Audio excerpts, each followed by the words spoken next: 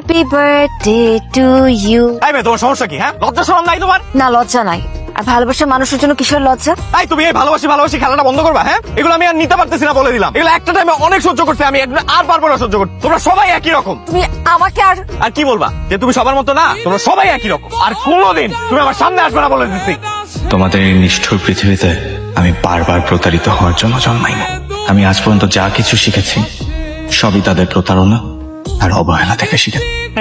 ধরো, এনে তোমার দেওয়া সব চিঠি আর গিফট আছে, আর আমাদের সম্পর্কটা এখানেই শেষ। কি পাগল হয়ে গেছো? কি বলতেছো সম্পর্ক শেষ? এগুলা কারণ কোনো বেকার পোলার লগে আমার ফ্যামিলি আমার বিয়া দিব না, আর আমিও কোনো বেকার পোলার লগে আমার ভবিষ্যৎ নষ্ট করতে পারবো না। ধরি পায়ে ধরি, তুমি এরকম সম্পর্কটা নষ্ট করো না জাম্মা।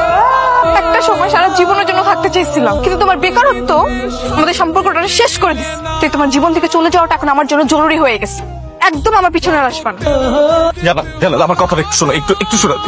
আমি যে তোমাকে কোনোভাবে কষ্ট দিচ্ছিলাম, তুমি আমার বুঝাও তো একটু। এখন এইসব কথা বলে কি লাভ? আমার তো যা বলার বলে দিস, শুধু শুধু কেন আমার পিছনে পড়ে আসো? তোমার ছাড়া থাকতে পারবো না। কে বলছো তুমি আমাকে ছাড়া থাকতে পারবে না? সবাই সবার মতো ভালো থাকে, জীবন কারোর জন্য থেমে থাকে না। তুমি তোমার মতো ভালো থাকো, আমাকে আমার মতো ভালো থাকতে দাও। আমাকে আমার সহ্য হয় না, বুঝছো?